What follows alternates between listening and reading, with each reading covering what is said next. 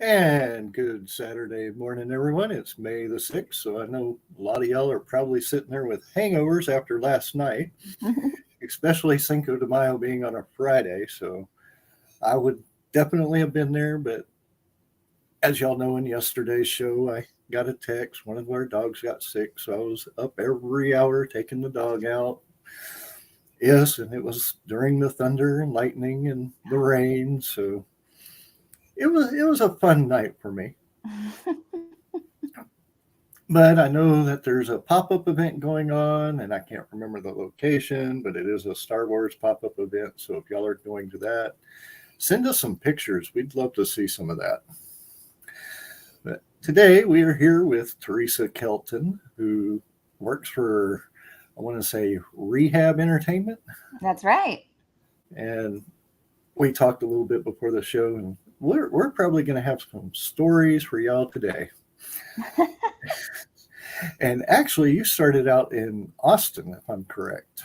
I did. So I am originally from Texas. I was born in Victoria, Texas, lived in South Texas for a while, and then moved up to the Austin area, kind of called Austin. I always had family in Austin, so I always kind of called Austin my home base. And yeah, I went to Texas State University, which was in San Marcos, which is right outside of Austin. And so I was always there, always in the city.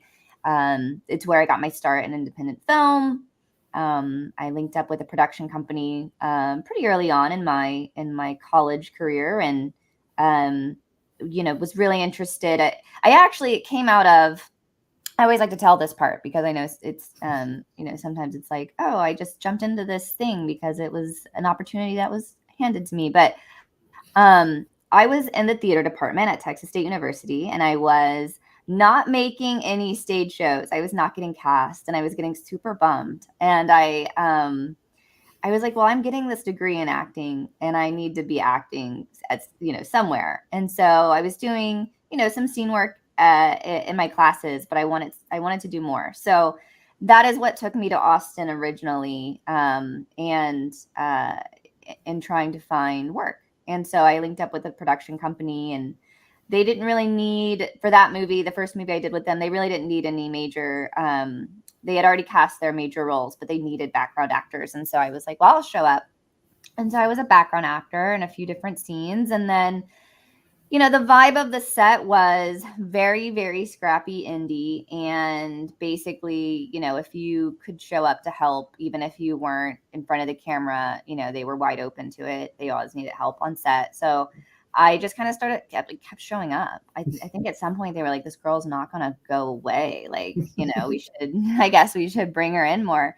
So I would go do PA work. I would help with, bringing in craft services. I would help do all that. And, for me too, it was a great way to make friends and make connections with people. And, they were really, I joke about like, oh, this girl won't go away, but they were very, very open, and they were very, very welcoming. And after a while, they asked me if I wanted to kind of come in and be a little bit more creatively involved with their, slate of films that they were working on over the next little while, and be more on the producerial end. And they even gave me the opportunity to direct, and I was a director of photography for one short film, which I never wanted to do again. I have so much respect for DPs and cameramen now, and that was one of the cool things about being able to just jump into kind of any role on a set at that point, is I learned what I loved and what I didn't love. And I think that's a big part of my journey in independent film and figuring out what I wanted to do. Was a lot of jumping into things and kind of failing and kind of being like, no, this is not what I wanted to do. Like, I finished the film, but it's probably sucks. Well, that brings up a question, because I get a lot of stuff from Texas Film Commission, and they do a lot throughout the state. I think I also have one for Houston, where they actually do casting calls, crew calls.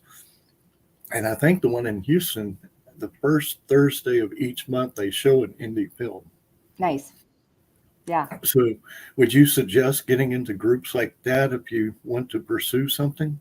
Definitely. I mean, I know there's a big film group in Houston. I kind of feel like I almost tapped into, especially the horror community there in Houston. I almost kind of looped in with the group down there, and it didn't work for some reason. But I would go to film festivals, and I would know the groups that were there from that community. And yeah, I mean, what it gives you, especially like early on in your career, at any point in your career, if that's what you're looking for, is just the opportunity to do something and have a lot of fun and make some cool things, and have it not be, a high stakes, like the work that I do out here in California now is great, but it's very like by the book, high stakes, the flexibility for having, for just kind of having a lot of fun and having a lot of room to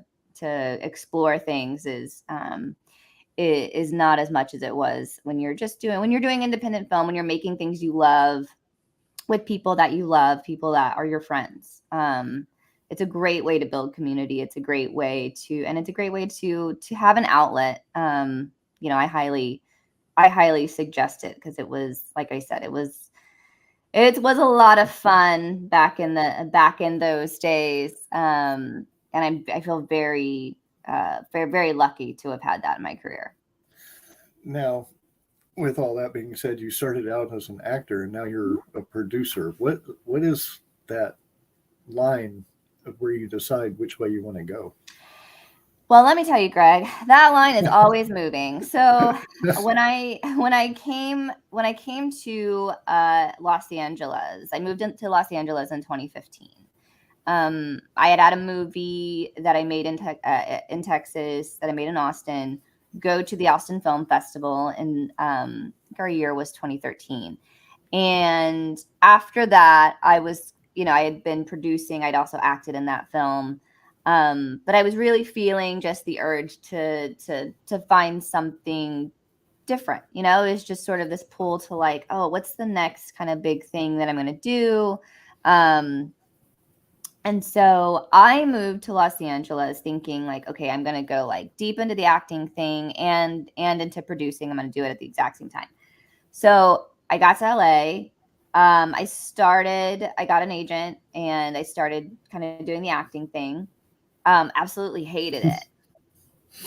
Like, I just had been working with, at that point, I had been working with basically a theater troupe kind of group of people but we're doing films for about 5 years. And so to jump back into acting and be that vulnerable and all of those things without the people I was used to being around, it was really jarring. And Los Angeles is brutal, and so I was like, well, maybe this is not exactly what I want to do. I did actually, one of my other, as I was sort of looking for my producing job kind of thing, I did co-write a pilot, and we shot it in our apartment, and that was a lot of fun, because I had full control over that, and that was more of like a friends coming together. In fact, the person I co-wrote it with, I had done films in Austin with. And so I did do a few things acting wise in my early days here in Los Angeles, but they were all things that I put together myself or with other people that I knew. And I mean, I highly recommend that. I still do it to this day. But yeah, my producing, the job that I ended up getting that kind of changed that trajectory too was I was hired at Rehab Entertainment as an assistant. Rehab Entertainment at that point consisted of the principal executive over there, who's now my producing partner, John W. Hyde. And at the time that I came in as an assistant, there was a vice president of development and production. So it's just the three of us. And so I was able, in the first couple of months, the first couple of months was just kind of like retraining my brain because the world in Hollywood and where I was working was a lot different than the world of independent film in Austin. It was sort of like, it wasn't as jarring as the acting side of things. I still really enjoyed what was going on. But I definitely had a lot of learning to do. So yeah, I started working there, and within a couple of months, the VP left. She decided to leave the company, and so it was just the principal and I, John Hyde, and his background was every genre, which was great for me. So I had done a lot of different genres in Austin. Like I said, I had done romantic comedies, I had done mockumentaries, and turned the mockumentary into a horror slasher, and just done all kind of things. And so he had done he had been in Los Angeles for a very long time, but his things that I remember that he did were like Short Circuit and Flight of the Navigator and Never Ending Story. So a lot of fantasy, comedy, but sci-fi. And he had run an animation company and oversaw The Simpsons and King of the Hill, and I had also done kid stuff. So animation, which I had never done before. And then, had just like touched a lot of different formats and genres. And so when we decided to put together a slate, he was like, whatever you want to do, like, here are some projects that he still had the rights to Flight of the Navigator and the rights to Short Circuit. So we were able to take those out into the market, as IP. And then he's also the vice chairman of the Jim Henson board. So we work a lot with the Jim Henson Company. And so it also opened up this new door into kids content, which, is very different. So yeah, our slate ended up being kids, family, sci-fi, fantasy, animation.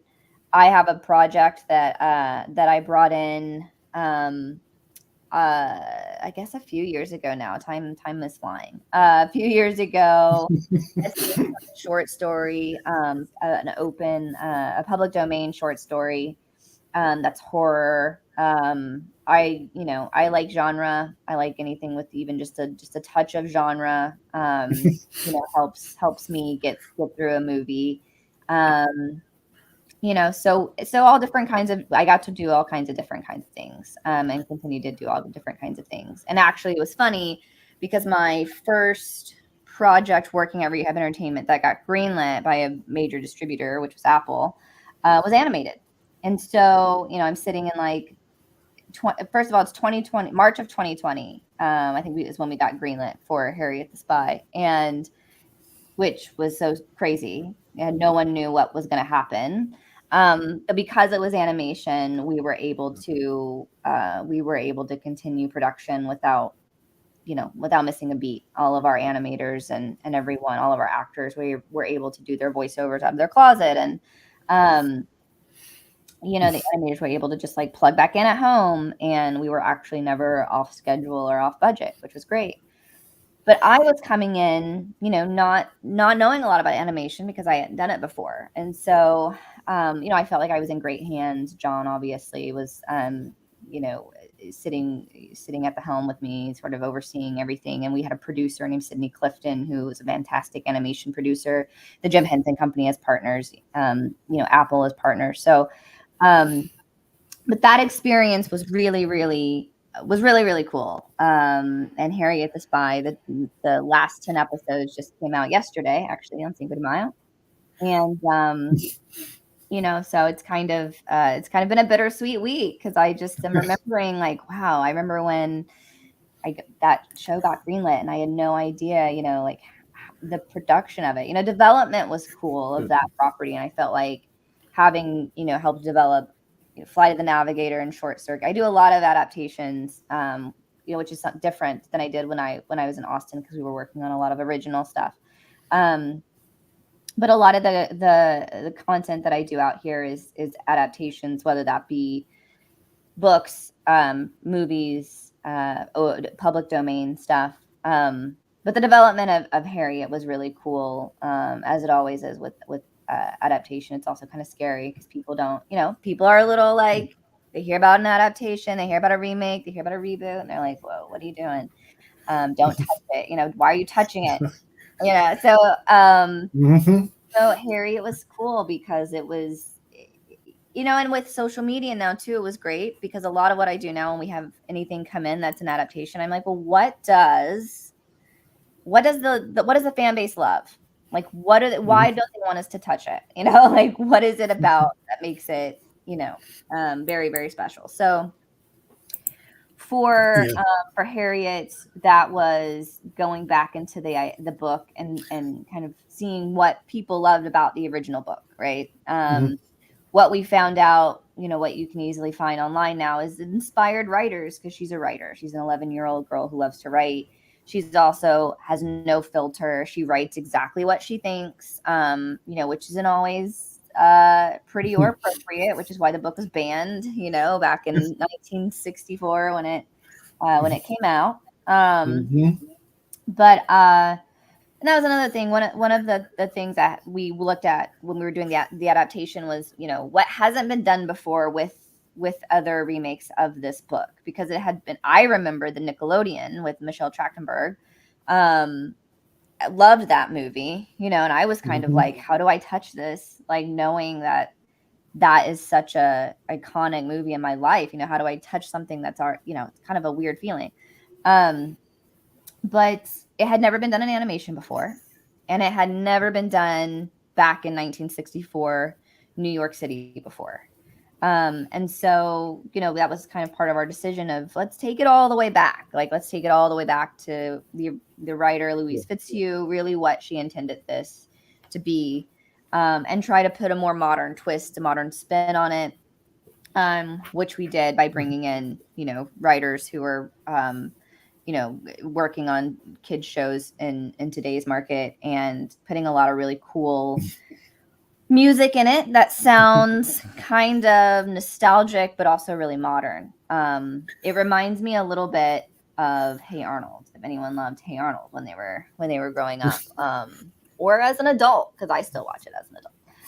Hey Arnold was a great show, and it was very grounded. It was set in the city, it was animated, it had great music, and you had this character who had this crazy imagination. And Harriet is the same way. One of the things about Harriet the Spy that you get to see in this new series is you get to go into her imagination. You get to actually be in it because it's animated, and we could make these big, animated, crazy,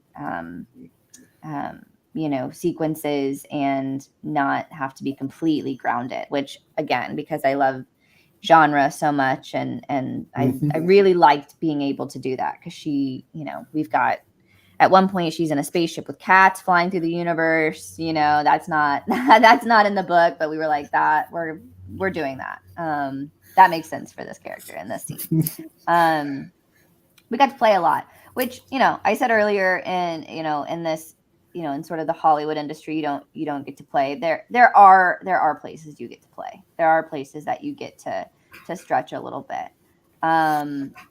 So that was one of them, being able to kind of take this really grounded story and add these kind of over the top animated sequences. And I'm very, very thrilled that Apple let us do that. Well, it's always good to stretch the imagination, even from books, because I'm being an author. The imagination is what keeps it going. Matter of fact, I saw that you actually wrote one also. Wrote them. Well, I wrote, I don't think there's anything out there that I've written. I wrote the pilot that I shot in Los Angeles. And I've written some like short stories but I haven't shared them, Greg. Like, I don't quite consider myself a writer. I did co-wrote. I'm like, oh, I don't consider myself a writer, and I'm like, oh, I did write this.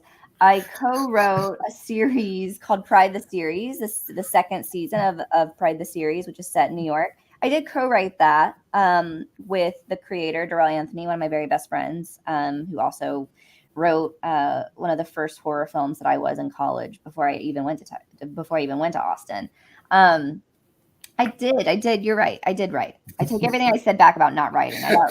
Obviously, you tapped into this like deep insecurity of mine about writing. But yes, I did co-write. I did co-write on Pride the Series. Leave it to me. Well, it's funny because that is, I've directed some short films. I feel like it's very much something I might do again in my life is direct something. But writing, I feel, is so I just have never felt quite like I had what it takes to write a good story. I think it's just a weird insecurity I have. So I actually I've started over the last little while, like trying to write, even if I'm not writing in like a specific format. I'm just kind of writing down ideas and trying to find an outlet that way. So it's just one of those, we all have our hangups. We all have our like, oh, I don't know, I can't do that, You tapped it today. But yeah, I have written on a series called Pride the Series, with a group of great other writers and creators. I do my research. You do. You knew it. You knew my background better than I did, Greg. Good job. Now, with writing, producing, acting, all this, how do you keep balance with your personal life and the job and everything? That seems like it would be difficult. Yeah, it can be a little crazy. So, I try to be very communicative with the people around me, with friends, with family, with, I have a significant other that I live with, who is also equally as busy, works in the video game industry. We also have a little like studio set up in our house that he's kind of the technical creative director for. And so he's always playing in that space. And so sometimes, Edmund, so sometimes, we're both very busy. There are evenings where I come home and I'm like, hey, babe. And he's like, hey, babe. And then he goes into his office and I go on my computer. I'm like, I got to watch the show for research. And then we're like, snuggle. I'm half asleep and he's crawling into bed. I'm like, oh, hey, good night. So we have those nights. Sometimes, you just sort of are like, what, we need to go out. We need to take 2 hours to spend together. Or if I haven't talked, I have friends who, I'll notice like it's been like 2 or 3 weeks since I've had an exchange with, and I'm like, hello, like, can we go like just grab lunch or dinner or something? My little sister who lives in Texas and my aunt and my grandmother and my family in Texas, I have to be sure to like remember to, like check in, and sometimes I'll feel very connected to them because we're sending memes and we're sending photos back and forth. But sometimes I'm like, let's like sit down on Discord and like have a conversation and do things. And, and then also, I think I'm lucky in that my job, I'm sometimes able to work from home. And so if there are days that are less packed, right now, over the last little while in our industry, it's been a little slow because we have a writer's strike right now, and we've just had a lot of companies merging together. There's been a lot of layoffs. It's been a very interesting time. So anytime that I can take a work day from home, I love, because then I can do laundry. Like really awesome. That's awesome. I won't have to dig into my like closet to find like my last pair of pants. This is great. It's just finding those little moments to get things done that have to get done, and really making it a priority to connect with people. That's my balance right now. I have so much respect for people who have children, where that's a little bit more difficult. I don't have children, Mhm. so I'm always wondering how people do. There's some people doing a lot more than I'm doing and have a lot more responsibility in that way, and I just give them all the props because it's hard, just for me. Oh, Amy, if Amy was on the show, she has two little ones, and one of them actually just broke her arm. So she's going through all that and doing her business, which she works with a lot of authors. Yeah. So definitely can understand her feels the way you feel with busy. I mean, there's actually days that I think I just turn my phone off. Mm-hmm. Do you do that? Just turn your Yeah, phone yeah, off? yeah. I try to do that like on the weekends. We have a dog and we try to take her out on a walk and do long walks or hikes. And I try to just put the phone away and not feel compelled to check. Because even if I'm like just getting on my phone to take a photo of Griffith Park or something, it's like, oh, I should check my email. Oh, I should check all my email inboxes. I only have like 10 for some reason. How we've all acquired like 25. I got 6. Like we've all acquired like 6 inboxes with 10,000 unread messages. Like no wonder we're all like stressed. But I have to. You have to make that. You have to make that decision to put it down and to not check it. At least not check your email. I know I have friends who recently are like, I'm setting a specific time of day where I check my email, and that's it. Mm-hmm. And I don't know that I'm there yet or could do that just because I have so much random stuff that comes into my emails all day. But it sounds nice, it sounds really nice to just be like, wow, like I'm only going to look at my emails for between the hours of, 2 and 5 and answer all of them and then be done with it for the day. Just to give you an example, because I emailed you last night, I think it was 11 o'clock here. I had just gotten done taking the dog out, and it's like, oh, let me check my emails real quick before I go lay back down. Yeah. So, yes, you do feel compelled anytime that you get up or get near something to. So I definitely feel that 100%. Yeah. But to that end, as far as finding balance, I mean, I think also it's just checking in. Some people need more balance than others, or it comes in different. I can go really hard in the paint for several weeks, and then I suddenly feel like I need to like kind of not go so hard anymore, like for a week maybe. So like there'll be weeks where I have, I'm meeting with people for breakfast, lunch, and dinner, and I'm doing emails, and I'm trying to read, and I'm trying to push projects forward, and and then I just get to a point where it feels overwhelming, and it feels when it feels not fun, and that sounds kind of juvenile, I guess, but when it feels like I'm not connecting with it as much, like that's when I know, like, okay, I'm not gonna do as many in-person meetings this week. I'm gonna just go into the office and get some work done and maybe do more reading this week, or it's like kind of deciding what's taking it out of you and adjusting, and then you just pop back. I mean, I know I'll always pop back and want to do more, but you do have to have a break. I mean, it's I definitely agree because I feel like what I'm doing is fun. It's like going to the conventions, doing live interviews at the conventions, doing interviews here. Yeah. But when it gets to a point where it's like all of a sudden it's just the brain just starts overwhelming with everything that you're doing, sending out the emails, asking for the invites. When it becomes a job and not fun so much. Yeah. And there's, we are, as humans, like we like to work, like we like to tinker, we like to do things. And so it is a lot of work, but it's fine. It's reminding yourself like why you love doing it. Like sometimes even what I will do is if I'm feeling like like, oh, I feel really overwhelmed and like, why am I doing, like, why have I chosen this path in life? It's like I watch my favorite movie, or I play like my favorite video game, or I just remember like what brought me into the industry, and what makes it important for me, which is creating awesome content that people will love and that people will resonate with.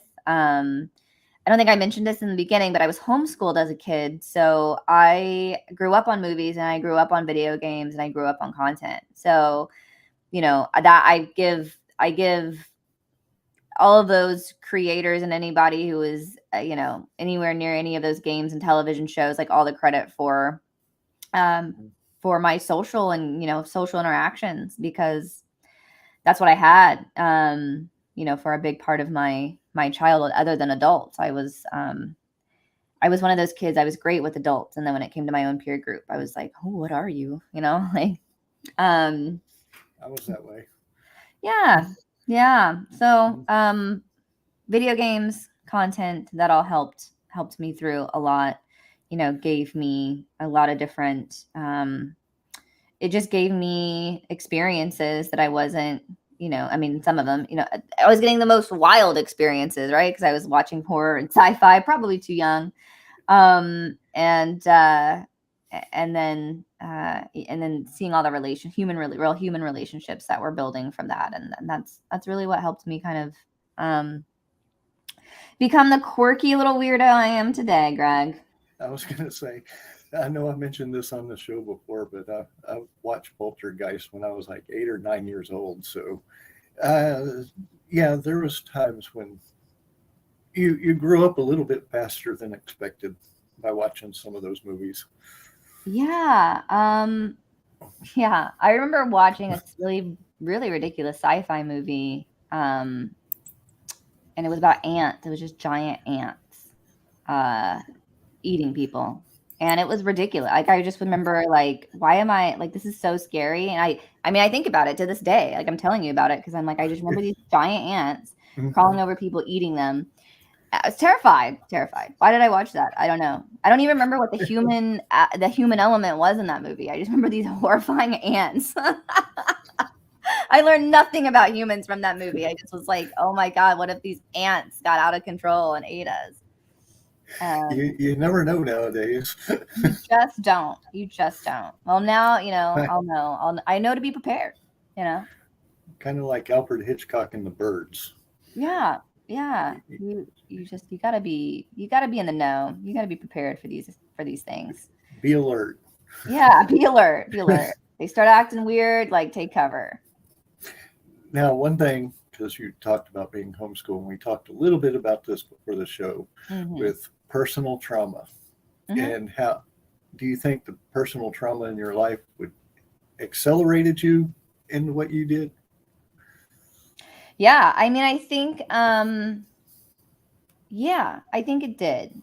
I think it was when I home. So I'll tell sort of the whole story here. So give a little more context. I homeschooled up through 4th grade. I went to public school in the 5th grade. Had a really bad experience. Like, it was terrible.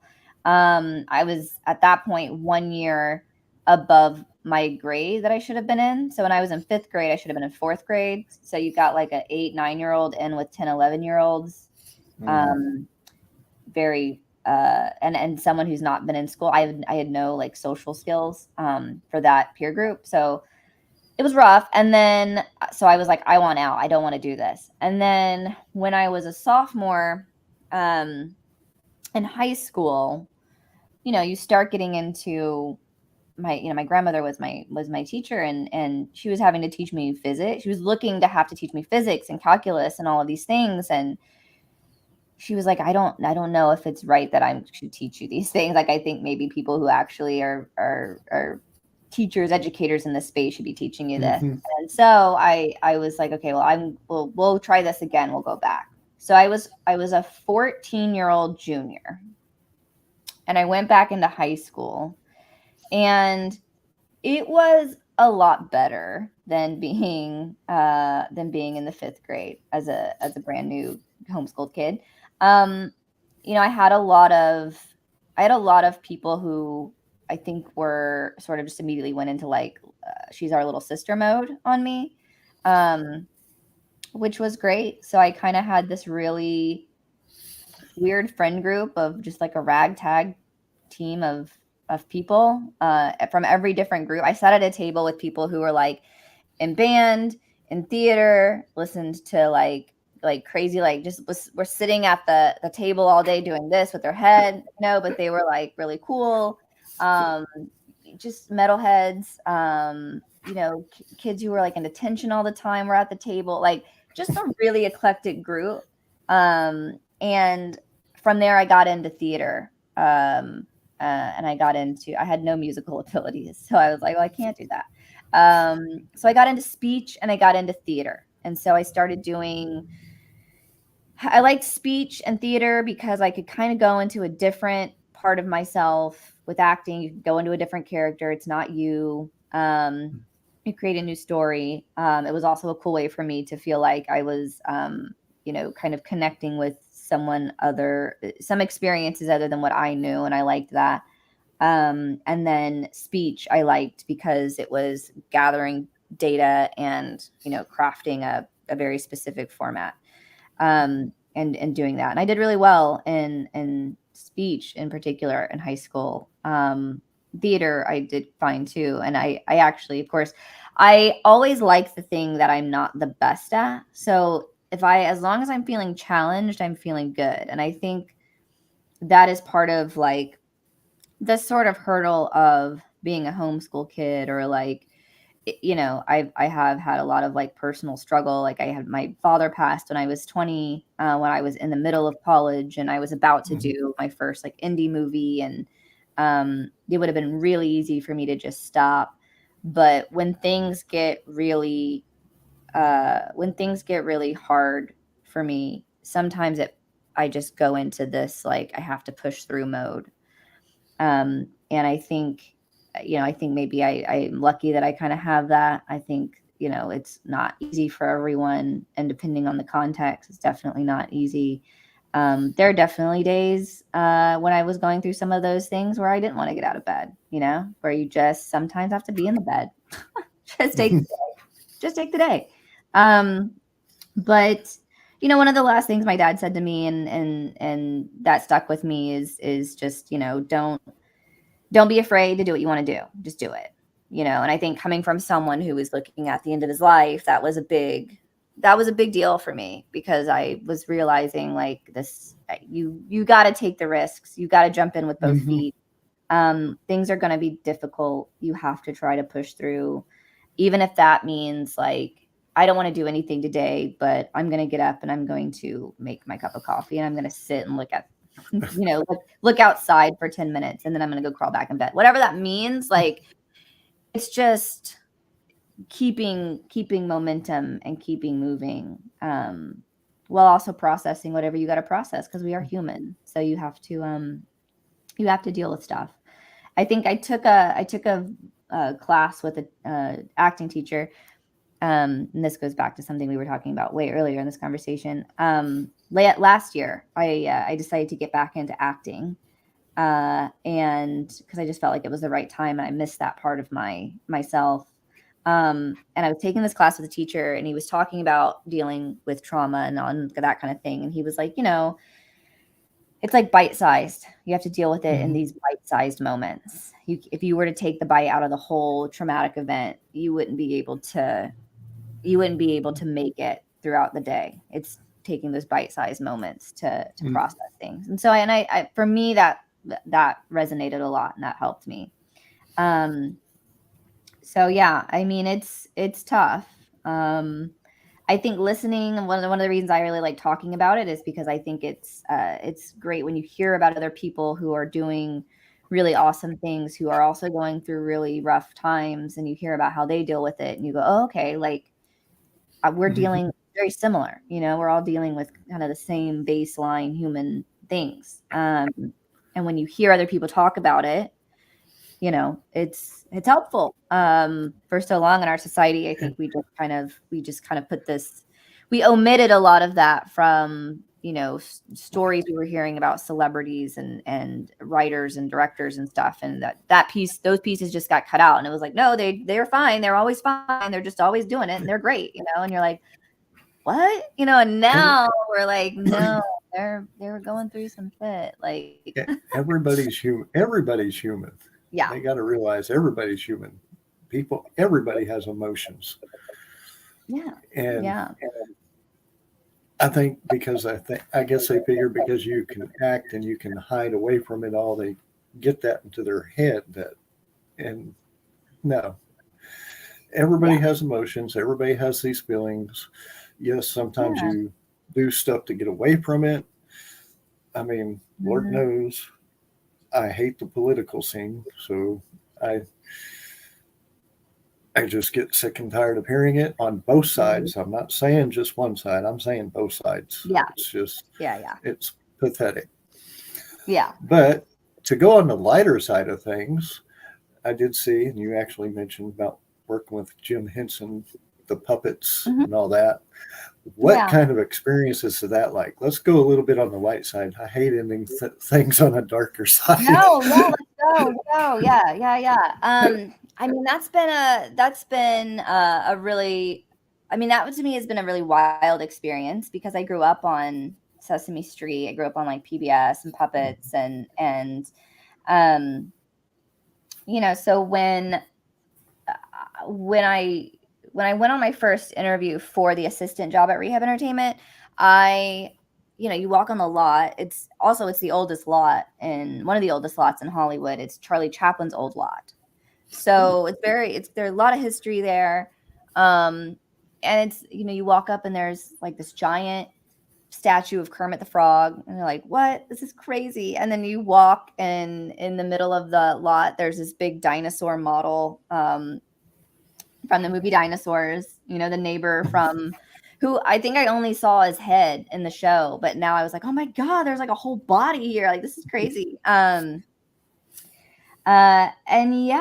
just sort of over the past few years that I've worked there, just getting to know that family, getting to know, all of the people who work in crafting those puppets. We actually have a puppet show that's based on a series of preschool books called The Kissing Hand.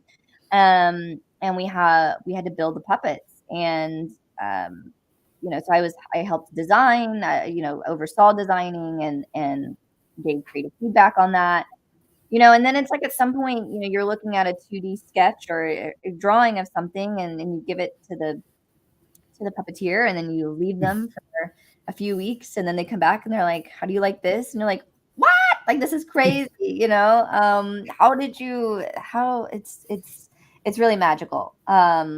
The Creature Shop in Burbank is, which is separate from the Hollywood lot, is like a magnificent fun house. Like, it's where they build all of the puppets and they have housed some of the puppets that they've built, in the past. And it's just a really cool place to go. The people who craft, it's a very small group of people who can craft puppets and really create puppets that are versatile and work, in the way that they need to work for production. And they're just pros over there. One of the guys over there, Pete Brook, who's sort of the head of creative, has been with the company since the Creature Shop was in London. And he designed, the main, one of the main characters in the Ninja Turtles, the rat character whose name I can't remember, but it terrified me as a child. So when I met Pete, I was like, hi, you designed my nightmares. Thanks.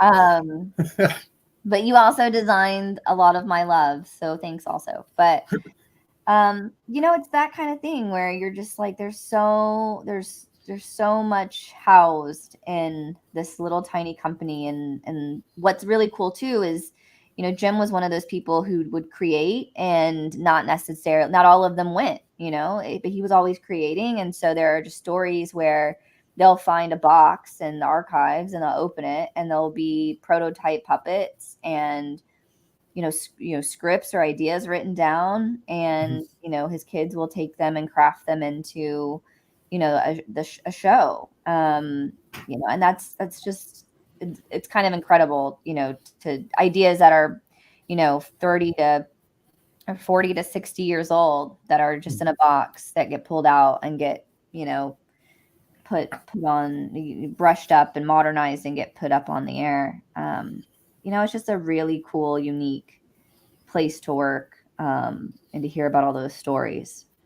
So yeah. Well, I heard you say that you're going to be getting back into acting. Is there anything projects that you're working on that you can tell us about or not? I mean, on the acting side, I'm doing a lot of classes right now. I'm like dipping my toes back in. We're, like I said, my significant other and I are sort of building like a little in-house studio. We're doing a lot of mocap stuff, a lot of working with Unreal Engine and, working with metahumans. And so I think like the next thing that I work on for acting, it will probably be very similar to the stuff I was doing when I first got to Los Angeles, which is, a lot of stuff that I help create. So there's nothing too crazy on the horizon yet, but I'm just having a lot of fun. It's a lot less stressful than it was. I'm having, and that when I first got to Los Angeles and I got into acting, I got with an agent that was really, really bad. And anyone who's watching that maybe is doing the acting thing and they feel like bad vibes from anyone they're working with in that capacity, like leave now. But if you still love it and you want to do it, like don't let that stop you. Because I have an agent and a manager now, and I love them, and they're great. So it makes a lot of difference who's on your team and who you surround yourself with. And I feel like I finally have that, and I have a lot of life experience, and I'm just having a lot of fun with it. I think that's the most important thing is just having fun with it and enjoying what you're doing. That is awesome. Any words of advice before we go to the people watching? I think just, if you're looking to do something, try to take the swing, take the risk. I might start writing more now, Greg, since you tapped into my I started spiraling out of control when you asked that, and now I'm like, okay, maybe I should dial this in a little bit more. If you're feeling that way about something, maybe like try to make a move on it, and that doesn't have to mean moving to another state. It doesn't have to mean something huge and overwhelming. It can just be, creating a 30-second fun TikTok or something. Like if you're thinking about doing something creative, just start jumping in and do it. And if you fail at it, great. That's what we do. A lot of us are in the arts. There is no perfect way to do it. So don't be freaked out by that. Well, I do want to thank you for coming on the show today. Well, thank you for me. I want to thank all our listeners who tuned in, asked questions, said hello. Yeah. And if you're new to the show, you're on YouTube, click subscribe, hit the bell button for notifications. We usually have a show once a week, usually. Sometimes we have to pass on them. But we're also on Facebook, which is the Con Hour. If you actually type in Con Hour in the search engine, you will find us just about everywhere. So subscribe, and we look forward to seeing y'all next week. I have one show on Tuesday this coming week. And everyone, we will talk to y'all next week. Adio.